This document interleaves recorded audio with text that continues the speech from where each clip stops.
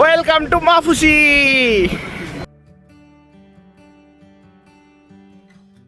পৃথিবীর সব থেকে সুন্দর জায়গাগুলোর মধ্যে একটি হচ্ছে মালদ্বীপ। মোটামুটি সকলের ড্রিম ডেস্টিনেশন বলা যায়। আমাদের আজকের ভিডিওতে থাকছে ঢাকা থেকে মালদ্বীপ পর্যন্ত কি কি করলাম, কি কি খেলাম, কি ধরনের এক্সপিরিয়েন্স আপনাদের সাথে সব কিছু শেয়ার করব। ভোর 5:45 আমরা রওনা দিলাম হযরত শাহজালাল আন্তর্জাতিক বিমানবন্দরের উদ্দেশ্যে। ভোরের এই সুন্দর সকাল দেখতে দেখতে আমরা পৌঁছে গেলাম হযরত শাহজালাল আন্তর্জাতিক বিমানবন্দরে। টার্মিনাল 1-এর সামনে চলে আসি। এখান থেকে আমরা বিমানবন্দরের ভিতরে প্রবেশ করব।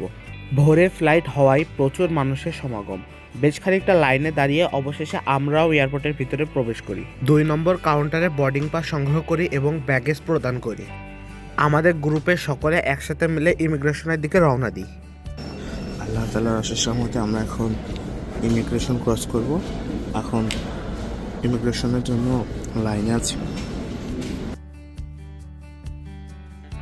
অবশেষে আমি ইমিগ্রেশনে চলে আসি। এখান থেকে আমার নাম, ঠিকানা, কোথায় যাচ্ছি, কেন যাচ্ছি, কি করতে যাচ্ছি, সকল ধরনের বিস্তারিত তথ্য নেওয়ার পরে আমার ইমিগ্রেশন কমপ্লিট করলাম।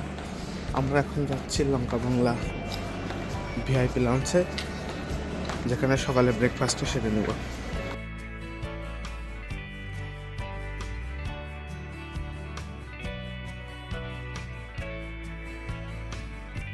খাওয়া দাওয়া শেষে বের হয়ে দেখি ইথিওপিয়ান এয়ারলাইন্সের একটি বিমান রানওয়েতে প্রবেশ করছে। কি অবস্থা?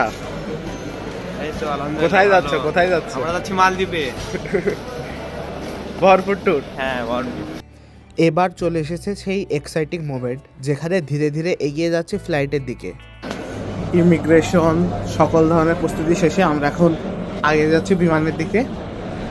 এখন আমাদের বিমানের দিকে নিয়ে যাওয়া হচ্ছে। 9:15-তে আমাদের ফ্লাইট। আমরা ঠিক 9:15 দিকে বাংলাদেশ থেকে রওনা দেবো মালদ্বীপের উদ্দেশ্যে। তো দেখতে থাকুন, আশা করি সবার ভালো লাগবে ইনশাল্লাহ। ইউএস বাংলা থেকে ইউএস বাংলার যে বাস আছে, যেটাতে করে আমাদের এখন বিমানের কাছে নিয়ে যাবে। আমরা এখন সেই বাসের দিকে যাচ্ছি। বাসটি ঠিক আমাদের সামনে এই যে ইউএস বাংলার এই বিমানটি, বাসটি। আমাদের আজকের গন্তব্যের সঙ্গী স্কায়াপ BG337-800 এয়ারলাইন্সের একটি বিমান, যেটি মূলত ইউএস বাংলা তাদের বহরে ভাড়া করে এনেছে। এই যে ইউএস বাংলা এয়ারলাইন্সের আরও একটি বিমান 373-800, এটি মূলত দুবাইয়ের উদ্দেশ্যে রওনা দিচ্ছে হযরত শাহজালাল আন্তর্জাতিক বিমানবন্দর থেকে। অনেকক্ষণ অপেক্ষার পরে অবশেষে আমরা বিমানের মধ্যে চলে যাই এবং নিজের আসন গ্রহণ করি। এরপর বেশ কিছুক্ষণ আমাদের এয়ার ট্রাফিকে বসে থাকতে হয়। এর মধ্যে আমরা বেশ কিছু বড় বড় ফ্লাইট দেখতে পাই, যেমন ছিল কেএমএল এয়ারওয়েজ, ইমিরেটস এয়ারলাইন্সের একটি বিমান। দেখুন ইমিরেটস এয়ারলাইন্সের এই বিমানটি কত বড়। বেশ কিছুক্ষণ অপেক্ষার পরে আমরা রানওয়েতে চলে আসি এবং ওড়ার জন্য হাই স্পিডে রানওয়েতে রান করি এবং আল্লাহ তাআলার অশেষ রহমতে আমরা সফলভাবে রানওয়ে থেকে উড্ডয়ন করি। দেখুন উপর থেকে আমাদের এই ব্যস্ত শহরকে কতটা সুন্দর লাগে। এরপরে চলে আসলো আমাদের ফ্লাইটের আজকের প্রথম নাস্তা, যেটি ছিল একটি অ্যাপেল জুস খাওয়ার পর আমরা বাইরের সৌন্দর্য উপভোগ করতে থাকি। পাহাড়, নদী, সাগর, বাড়িঘর দেখতে দেখতে চলে আসে আমাদের দুপুরের খাবার, যেখানে ছিল একটি পানির বোতল, খাবারের box, dessert item, spoon, salt ও একটি টিস্যু। খাবারের মেনুতে ছিল পোলাও চালের খিচুড়ি, বিফ কারি ও মোজো। প্রচণ্ড ক্ষুধা নিয়ে তৃপ্তির সাথে খাবারটি খেতে থাকি। ইউএস বাংলার এই খাবারটি খেতে আমার কাছে বেশ ভালোই লাগে। খাওয়া দাওয়ার পরে আমরা আবার পাখির মতো করে পাহাড়, সমুদ্র পাড়ি দিতে দিতে এগিয়ে যেতে থাকি। আমরা এখন প্রবেশ করি ভারত মহাসাগরের জলরাশিতে। এখান থেকে আর 700 কিলোমিটার পথ পাড়ি দিলে আমরা পৌঁছে যাব মালদ্বীপে। এরপর ইউএস বাংলা কর্তৃপক্ষ আমাদেরকে কফি অফার করে।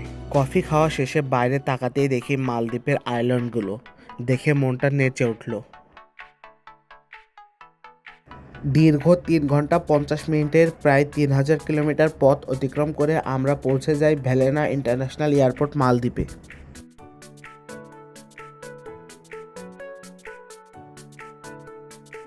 এয়ারপোর্ট থেকে নেমে দেখা মিলল বিস্তীর্ণ নীল জলরাশি ও তার মাঝে ভেসে আছে বিলাসবহুল ইয়ট, স্পিডবোট।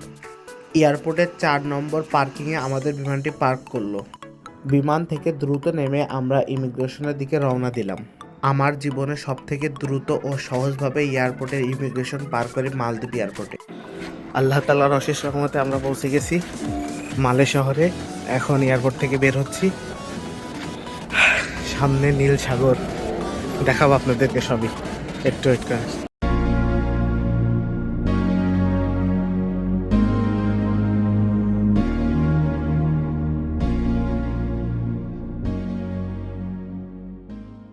এরপর আমরা সকলে স্পিডবোটে করে মাফুসি আইল্যান্ডের দিকে রওনা দিলাম। প্রচণ্ড স্পিড, সাথে ঢেউয়ের ধাক্কা, এ যেন অ্যাডভেঞ্চার শুরুর গল্প। তো আজকের মালদ্বীপ ট্যুরের প্রথম পার্ট এখানে শেষ করছি। দ্বিতীয় পার্টে থাকছে মাফুসি আইল্যান্ড ট্যুর, বিভিন্ন ধরনের water activities, parasailing, jet ski ride, fun tube, kayaking, scuba diving. তো পরের পার্টটি কেউ মিস করবেন না। আল্লাহ হাফেজ, সি ইউ এগেইন।